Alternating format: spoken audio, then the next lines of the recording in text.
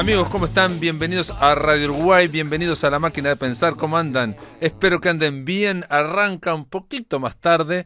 La Máquina de Pensar, son las 19:04 con Javier Lasval. ¿Cómo le va, Javier? En controles de emisión, una vez más volvió aquí a La Máquina de Pensar Javier Lasval. Y con Caro de Cuadro en la producción, amigos, de este programa. Antes de empezar el programa, quiero mandarle un saludo a un odontólogo, al dentista Daniel Bulgarelli, el hombre que trabaja silbando, y ella sabe por qué. Bueno, simplemente para agradecer un trabajo que hizo hoy Daniel Bulgarelli. Amigos, en La Máquina de Pensar hoy vamos a estar conversando de narrativa, de novelas, y también vamos en el último bloque a hablar de una biopic, una película biográfica nueva del 2020, se llama Shirley, y está basada en la vida de Shirley Jackson, una escritora de terror. Eso estaremos llamando a Mar del Plata para 1.000.000 de umbrales, la columna que lleva Ricardo Ruiz todas las semanas, no, cada tanto, ahora en La Máquina de Pensar. Pero comienzo, quieren las cosas, así que vamos a darle la bienvenida aquí en La Máquina de Pensar a Carlos María Domínguez. ¿Cómo andás, Carlos? ¿Andás bien? Bien, bien, Pablo. ¿Y tú? Bien, bien. Bueno, llegando acá el viernes, llegando... Por fin es viernes, dijo la película, ¿no? Vamos Sí, a sí, llegar. sí, sí. Un poco invernal, pero fin de semana al fin. Es la primavera la sangre altera. Hoy estoy para los refranes, pero realmente la primavera en estas latitudes, Carlos María Domínguez lo sabe muy bien, tiene esas cuestiones que, entre otras, el viento que viene del sur a veces es muy frío. La breve muerte de Valdemar Hansen es el libro que acaba de ser reeditado no hace demasiado por Planeta en su sello Sex Barral, y de alguna forma es una novela de Carlos que ya es del 2013, creo, ¿no? Esta novela, ¿no? Sí. Sí, sí, tiene unos años, Ujú, sí. ujú, ujú, Sí, tiene unos años, ahora sería la oportunidad del regreso. ujú, ujú. ¿Y qué se siente, digamos, la volviste a leer? La pregunta, digo, Oh, sí, claro. ¿la volviste a leer? Y corregir pruebas y todo Ujú, el proceso de edición te obliga a releer, ¿no? ujú. Y de pronto a aprovechar para corregir alguna torpeza aquí y allá, ¿no? Pero porque hay gente que dice que hay escritores que dice que no terminan de corregir hasta que se los arrancan de las manos. Hay otros, por ejemplo, me recuerdo ahora Onetti, que no se releía, no podía releerse porque dice que o bien veía una página perfecta y se deprimía porque decía jamás voy a volver a hacerla así, o bien veía una página muy imperfecta y se deprimía porque diciendo ¿cómo pude haber hecho esto?, ¿no? Sí, es magnífica esa frase porque creo que expresa muy bien a mucho de lo que le pasa a muchos escritores, ¿no? A mí por lo menos me pasa un poco así. Ujú, No suelo releer mis obras salvo cuando se da ocasión de una reedición, como en este caso, ujú, ¿no? ujú. Y bueno, para comprobar un poco sus lecturas, su vigencia, su solidez o fragilidad, ¿no?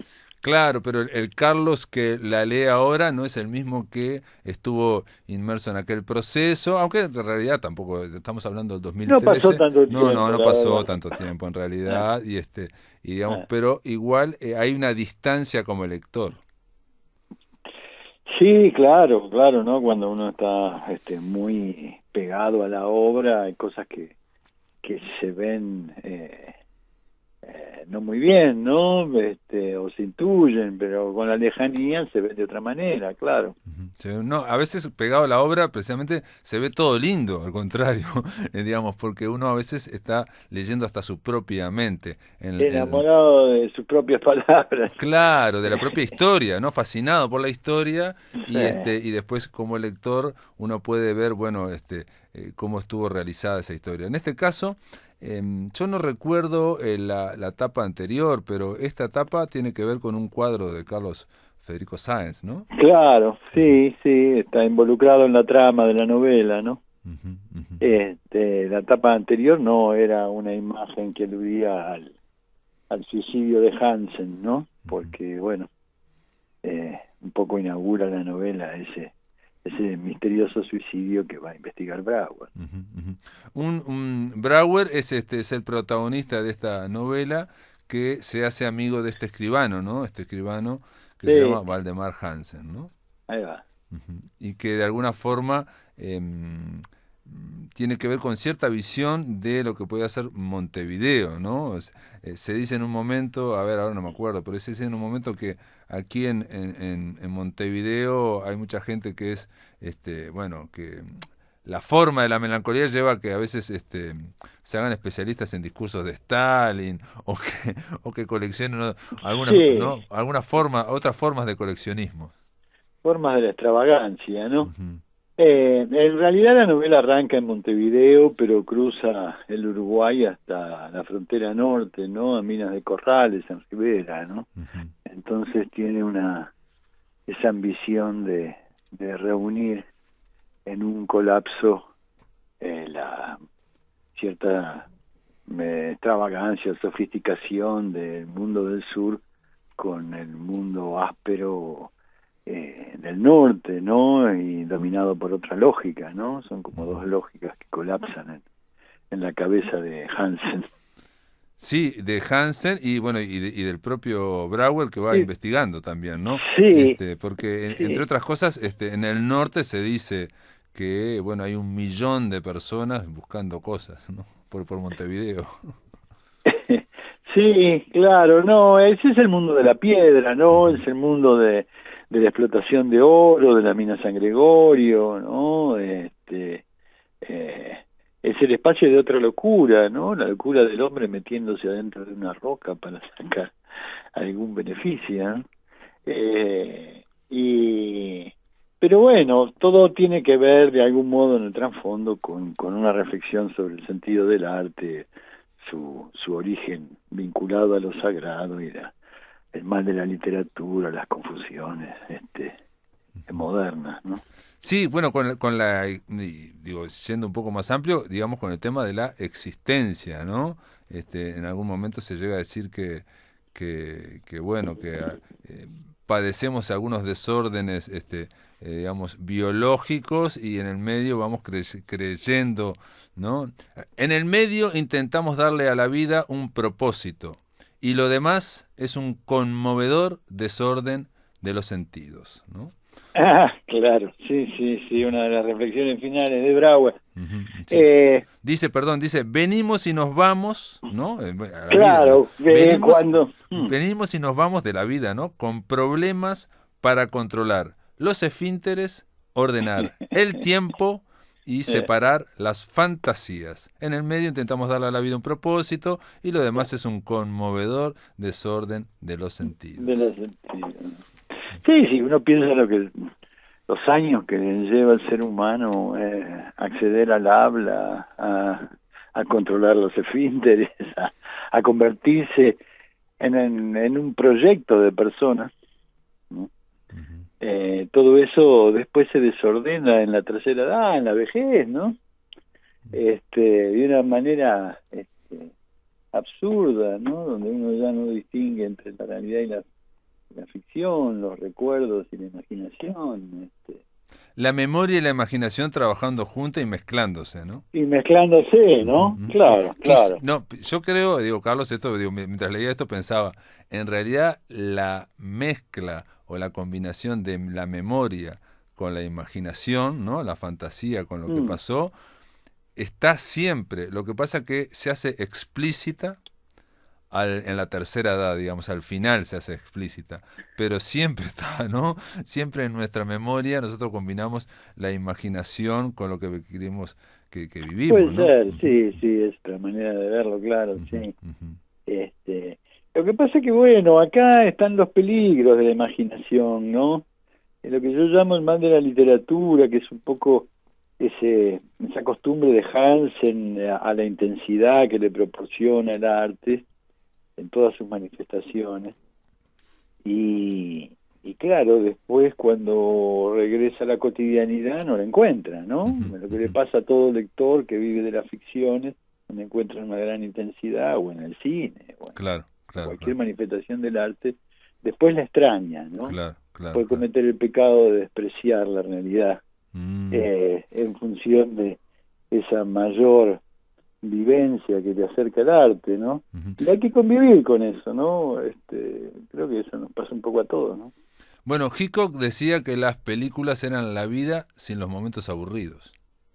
Claro, claro, porque hay una concentración, ¿no? En toda estética hay una concentración de la realidad, una mutilación de la realidad en función de su afán expresivo, ¿no? De su condición de querer expresarse, ¿no? Para Sí, sí. generar efecto y para generar sobre todo intensidad y emoción, Y emoción, claro. y el tema es que cuando uno vuelve a la vida práctica, a la vida real, es todo, bueno, están los momentos aburridos que decía Hitchcock, y en el caso de Hansen, era este personaje era un esteta, ¿no? Es alguien que podía realmente disfrutar del arte, pero en la vida práctica se revela como alguien muy impráctico, ¿no?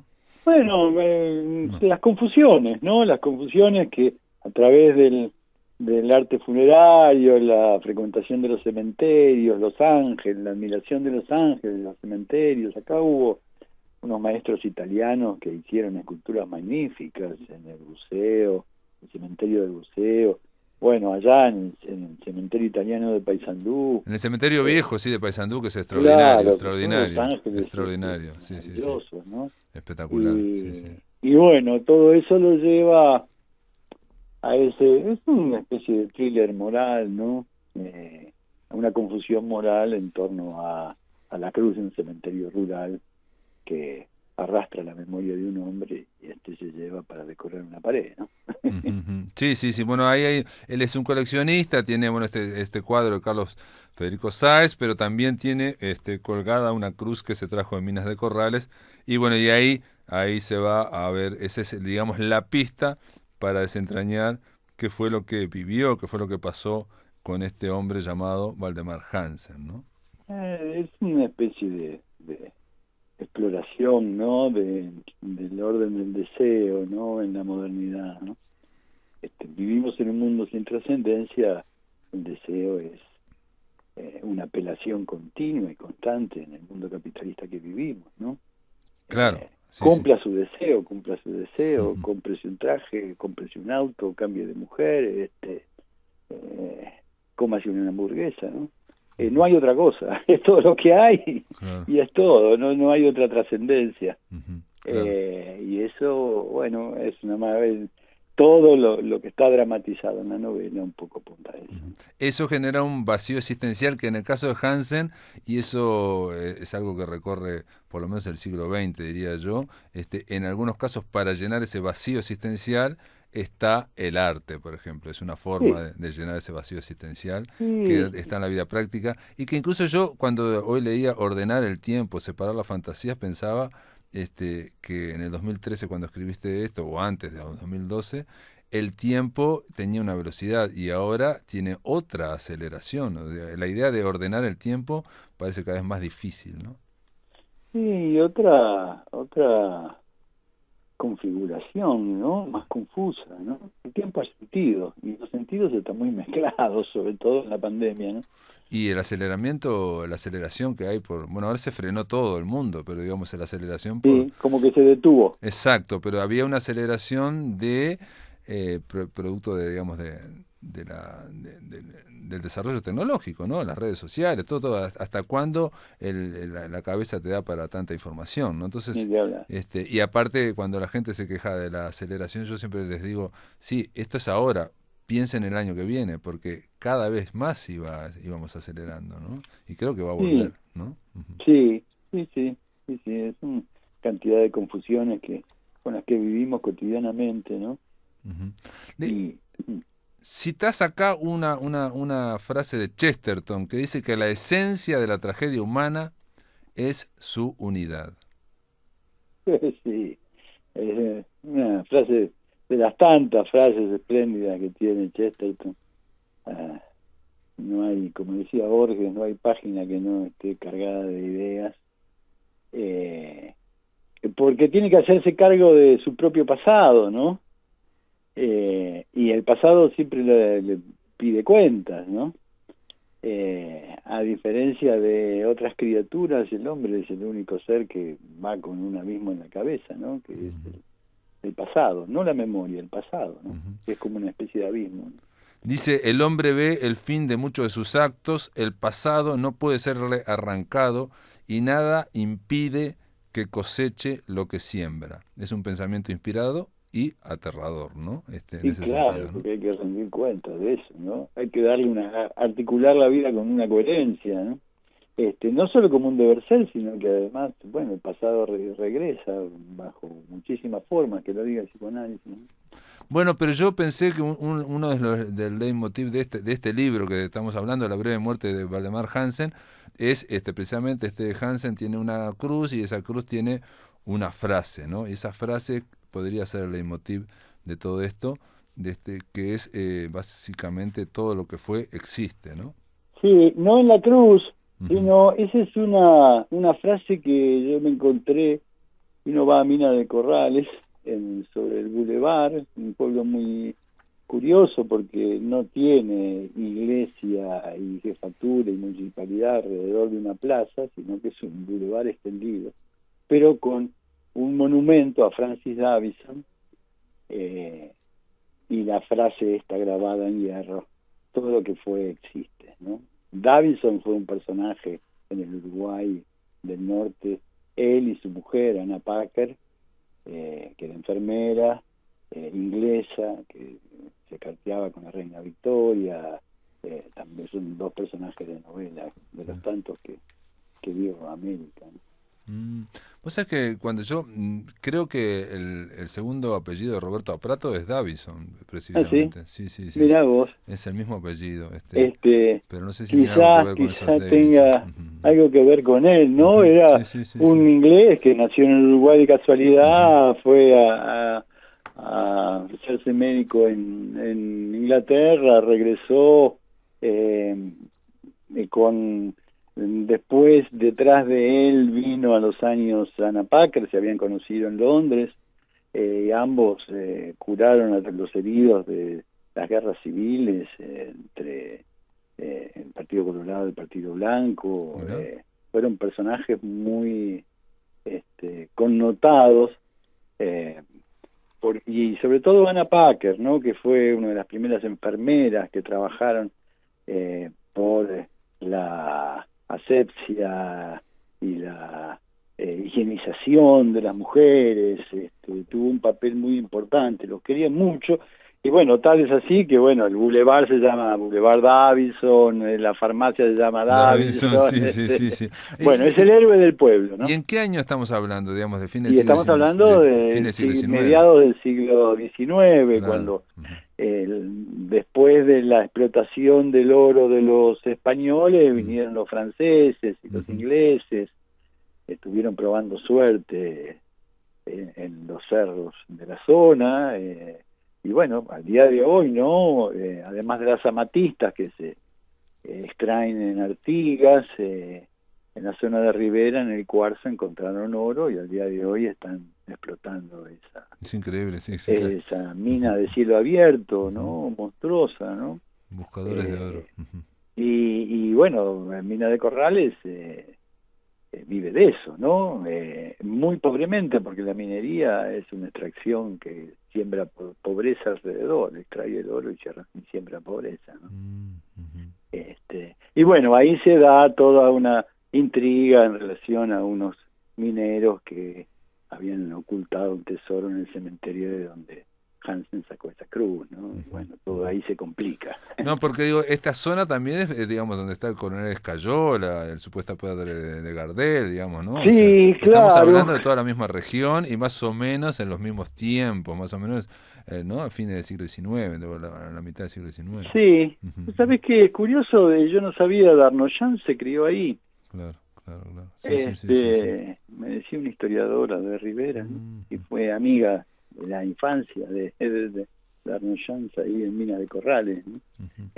Es un mundo muy, muy, ya te digo, áspero y lleno de historias locas y muy atractivas que yo había conocido cuando hice el Norte Profundo, ¿no? Aquella recorrida, aquella crónica recorriendo toda la frontera con Brasil, del Uruguay, y tomando orientales, se hicieron varias revisiones.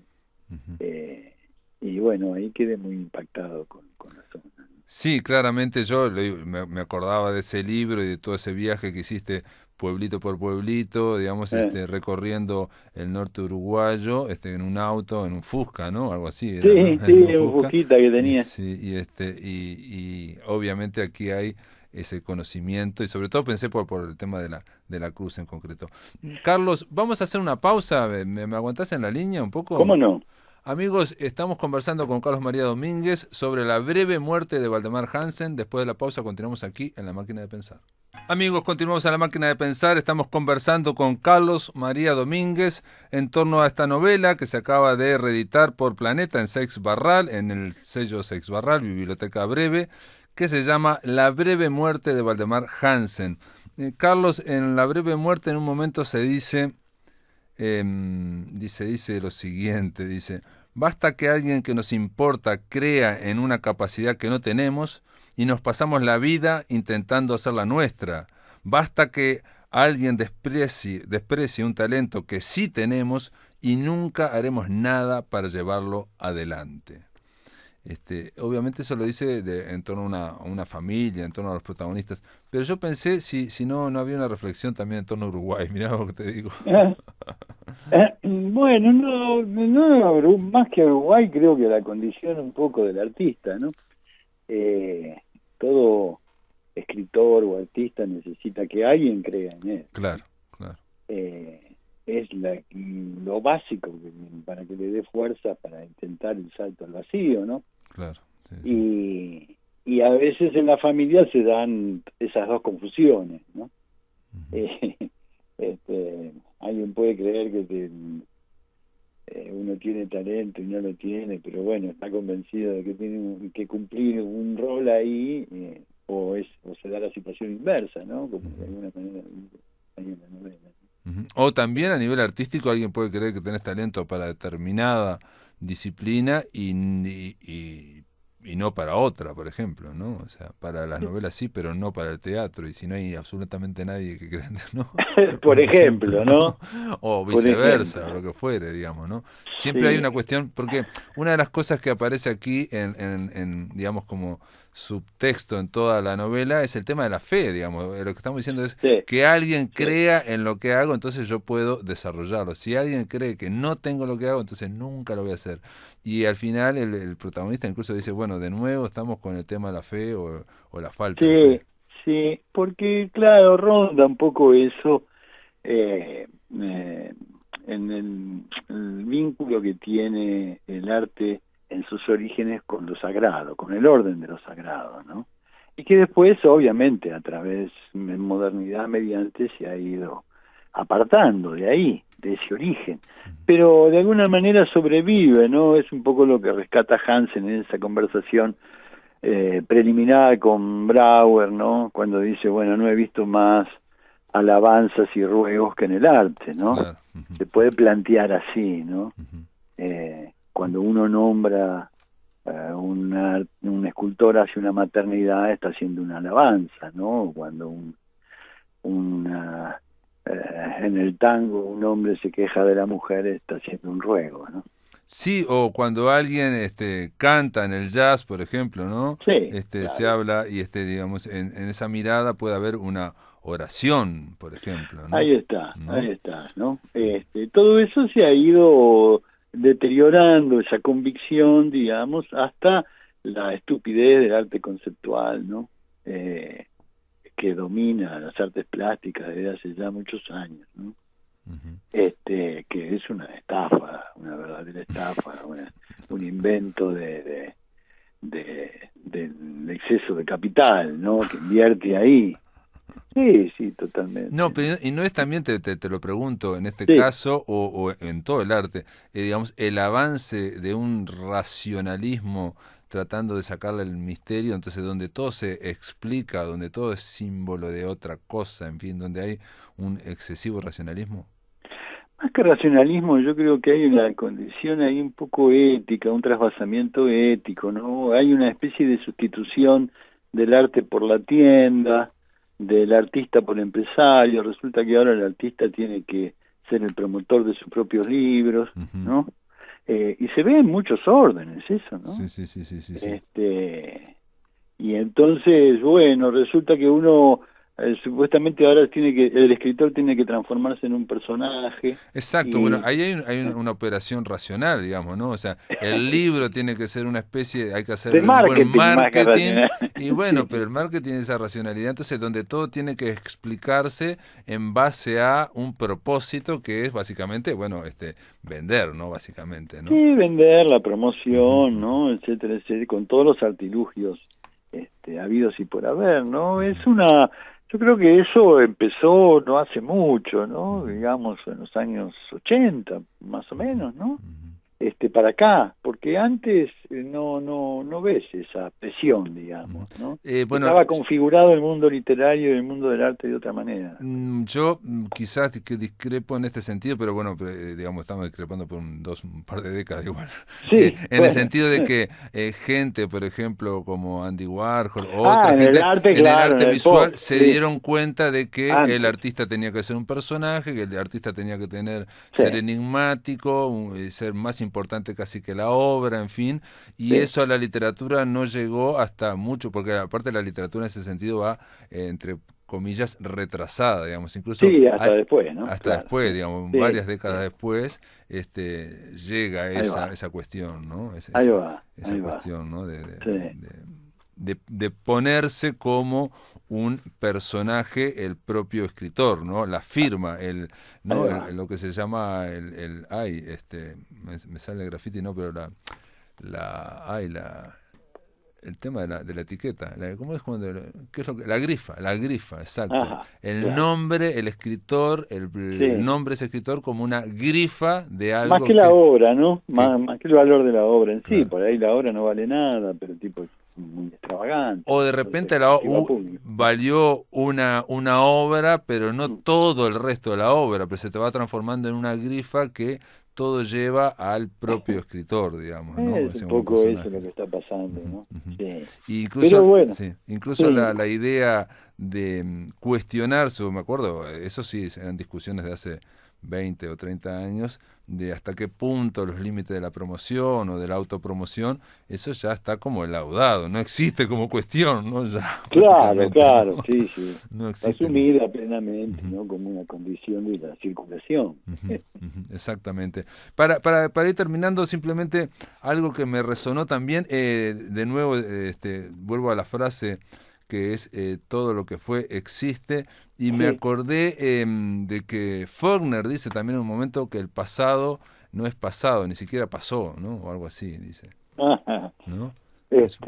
Sí, claro, como que hay algo del pasado que permanece y que alcanza el presente, ¿no? Y no solo que lo alcanza, sino que el presente, bueno, ni que hablar en los personajes de Faulkner, actúa, digamos, el pasado está actuando en el presente, ¿no? Sí, y el presente se define por el buceo y la indagación en el pasado, ¿no? Como un núcleo de verdad que siempre está desplazándose, que es difícil de sujetar, ¿no? Claro. O sea, el pasado no es pasado, o ni siquiera pasado, digamos, ¿no? Toda la literatura tiene que ver con el tiempo, con la relación con el tiempo, rica, compleja, problemática, ¿no? No sé, sí. Todo escritor que toma la pluma se ocupa de esa operación con el tiempo, ¿no? Sí, de acuerdo. La poesía también, la poesía sí, más claro, que nada, ¿no? Claro. La poesía es precisamente una especie de suspender el tiempo en alguna forma, ¿no? O de ampliarlo, ¿no? Sí, claro. Muy bien. De alguna manera todos esos temas transitan, por lo menos en la intención, en esta novela, ¿no? La breve muerte de Valdemar Hansen es la novela del cual estamos hablando, o por lo menos que nos dio para hablar de todos estos temas aledaños o nos disparó. Carlos, gracias por estar en La Máquina de Pensar, ¿eh? Gracias a vos, Pablo. Un abrazo. Bueno, un abrazo grande.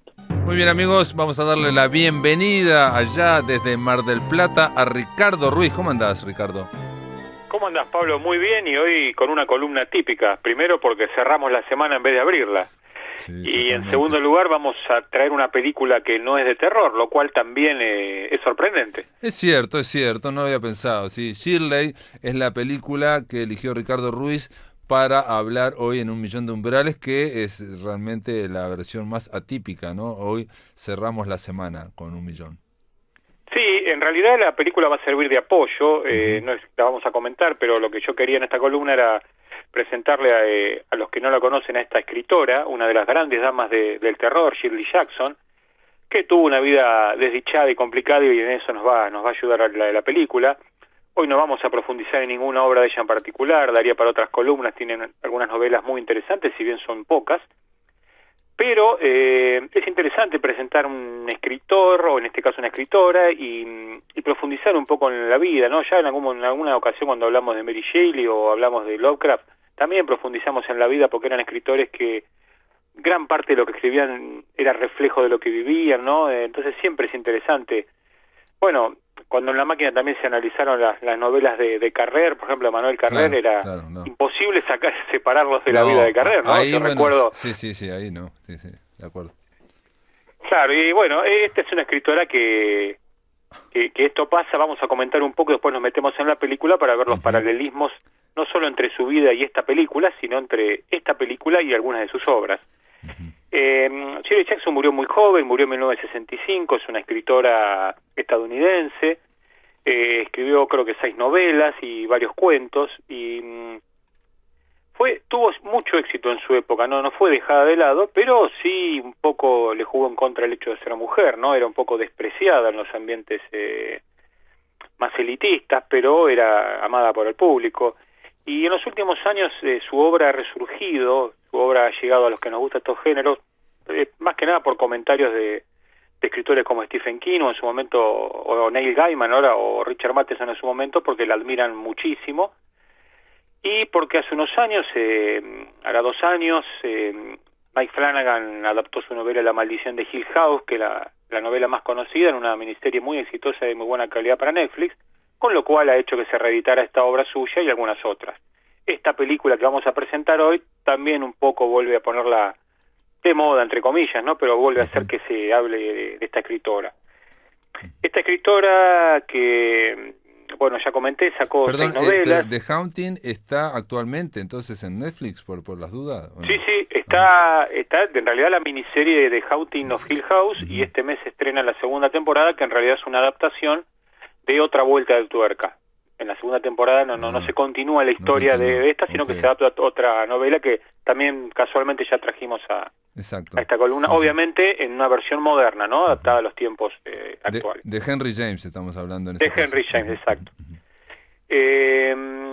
Bueno, Jackson, por ejemplo, nació en 1919, tuvo problemas familiares de chica, ya que la madre la dejaba de lado, sufrió bullying en la escuela porque, bueno, su apariencia física no encajaba con los cánones de belleza de la época y siempre se sintió discriminada. Pasaba mucho tiempo en la biblioteca leyendo y se fue volcando a la escritura, ¿no? De muy joven se casa con Stanley Hyman, un académico, un crítico literario, que, bueno, según todos los biógrafos y según se ve en la película esta que vemos, permanentemente le era infiel y sufría maltrato, no por ahí no físico, no, pero sí psicológico por parte de él. Él le administraba la plata que ella ganaba con el tema de la literatura, incluso ella ganaba más que él. En la película lo que aparece, que la vi también, da la impresión de que él también actúa como una especie de crítico censor, digamos, de su novelística, ¿no? O sea, por ejemplo, diciéndole, te metés en un género que no es el tuyo, la novela, tenés que seguir con los cuentos, o empezaste eso y no me lo diste a leer, digamos. Estamos hablando de alguien con gran trayectoria académica y que de alguna forma, riéndose o no, apoyándola, porque de último parece que le está buscando la excelencia, ¿no?, de la calidad literaria, pero todos sabemos que en la creación no pueden estar, en general, cuando estás creando, no puedes estar con la crítico al lado, ¿no?, porque es terrible. Sí, exacto, eso se ve muy bien en la película. Y, por ejemplo, hay una curiosidad, bueno, ella después tuvo problemas de ansiedad, tuvo problemas con el alcoholismo, exceso de peso, murió muy joven, no llegó ni a cumplir 50 años, por eso su obra no es tan no tiene tantos títulos. Pero, por ejemplo, mira, Pablo, las tres novelas que están editadas en castellano, una es La maldición de Hill House, que trata de un doctor en filosofía y antropólogo que va a una casa con nuestros especialistas a hacer una investigación paranormal. Hay otra novela que es El reloj de sol, donde hay una familia que, debido a un mensaje sobrenatural repartiéndose una casa que tienen herencia, deciden quedarse dentro de la casa porque supuestamente es el único lugar que los va a salvar del fin del mundo. Y la tercera novela, que ya el título nos da una pauta de lo que se trata, Siempre hemos vivido en el castillo, que también habla de una familia maldita donde varios murieron envenenados y el resto de los integrantes de la familia viven ahí atacados, acosados por el odio del resto de la sociedad. Fíjate que son tres novelas que transcurren casi totalmente dentro de una casa. Ah, claro. Y entonces, ella era agorafóbica, no salía mucho.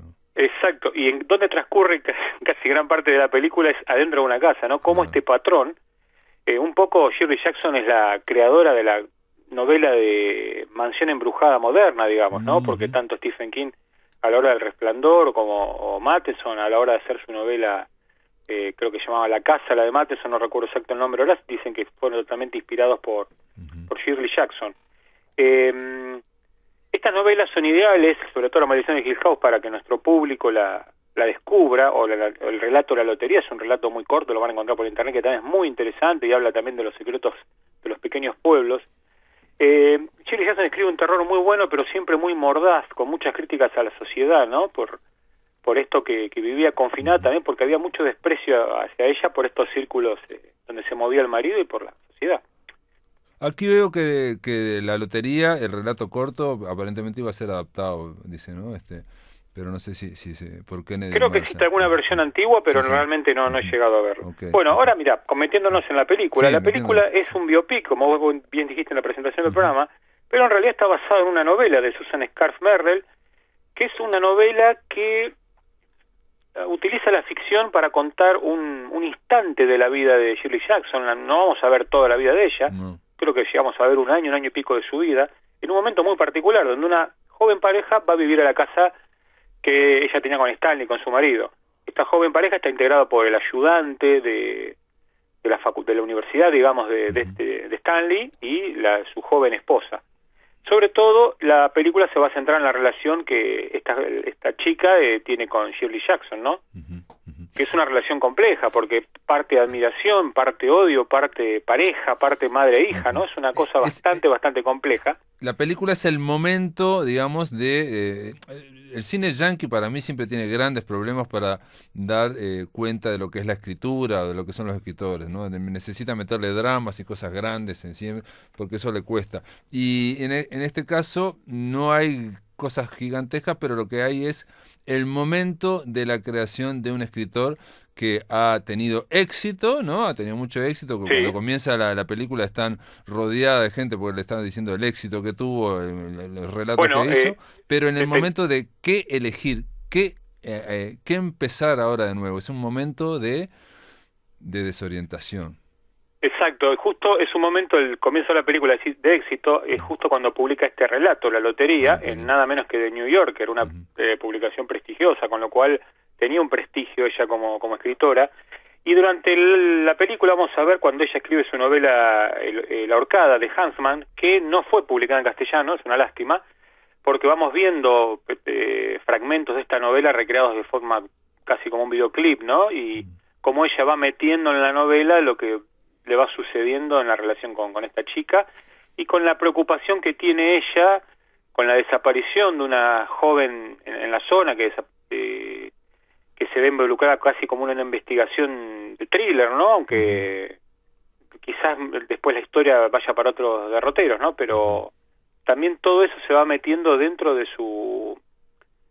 de la ficción de lo que ella está escribiendo, ¿no? Casi como que lo que ella escribe es prácticamente este formato que conté de su novela, ¿no? De gente dentro de una casa buscando una solución a a este encierro.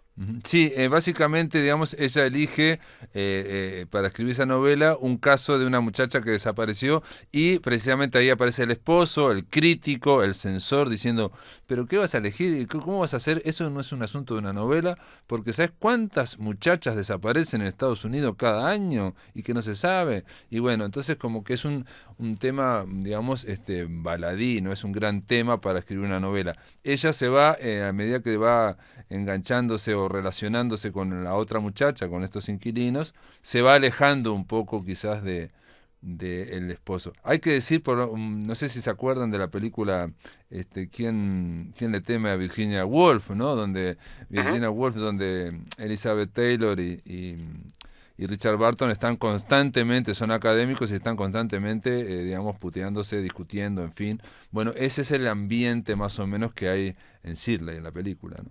Sí, yo creo que una de las cosas que se ha valorado de esta película, más allá de que, digamos, no es una película de 10 puntos en la que vamos a ver un biopic, como ya comenté, de toda la vida de ella, pero sí creo que ella está muy bien interpretada por Elizabeth Moss, es una gran recreación, incluso hasta en lo físico, hasta las actitudes, y nos muestra el ambiente complicado que era también para ella, ¿no? En esa época que ella escribía, después uno si ve la película y sabe que ella se va a morir joven, luego tuvo 4 hijos y casi como que no salió más de esa casa. Sí, de todas formas a mí me da la impresión que toda esa película está muy nutrida de lo que es la novelística, lo que es la literatura de Shirley Jackson, y yo que no tenía ni idea de quién era, me parece como que me quedé afuera, digamos, ¿no? O sea, como que hay muchos, me parece que, no sé si guiños o claro, se basa en una novela de alguien que escribió sobre la vida de Shirley Jackson cuando escribía su novela. Entonces, digamos, la novela, claro, la novela original, como queda reflejado en la película después de haber leído algunas novelas de Shirley Jackson, la novelista lo que quiso hacer es contar una ficción basada en elementos reales de la vida de Shirley Jackson, pero contarlo como si fuera una historia de Shirley Jackson. Claro. Ahí está la complejidad, ¿no? Por eso la película yo la presento como un complemento al que quiere decir, bueno, ¿quién es esta Shirley Jackson? Bueno, a veces uno viendo la vida de alguien en una película después le dan ganas de profundizar en la obra, o al que leyó alguna de estas novelas y se acerca a la película va a conocer algunas facetas, ¿no? de lo complicado que es, de la sociedad machista de la época. Hay cosas interesantes que ambientan, ¿no? el momento que a ella le tocó ser una escritora de éxito. Sí, lo difícil de ese momento. Sí, lo difícil, y tampoco es, digamos, es muy sutil la película, entonces no hay tampoco grandes, digamos, denuncias, sino que la denuncia está dentro de la misma trama, porque, digamos, esta escritora tenía sus complejidades también, no se hacía amiga de nadie, en fin, era compleja, ¿no? Ella en ningún momento en la película es víctima, ¿no? No, digamos, del sistema patriarcal a través del esposo que es crítico y censor, no está planteado así, por ejemplo. Exacto, sí.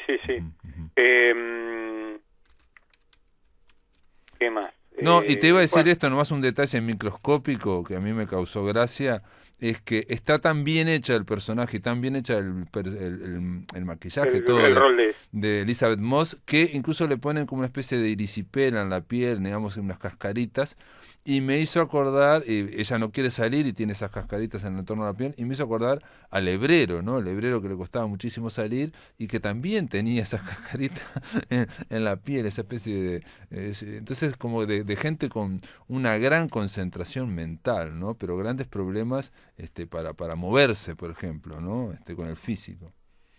Sí, y eso, y una literatura brillante, ¿no? Porque en el momento en que vemos el estudio de ella lleno de libros y aparentemente un conocimiento académico para, cuando está desarrollando un tema, ir y tomar el libro adecuado, está buscando un título, no recuerdo exactamente en qué momento, y enseguida elige los libros, o esa facilidad, ¿no? Yo he leído 2 novelas de ella y varios relatos y realmente es muy buena escribiendo, es muy buena y muy aterrador. Bueno, muy bien. Es una escritora para disfrutarla, ¿no? La película es un complemento para conocer estas complejidades.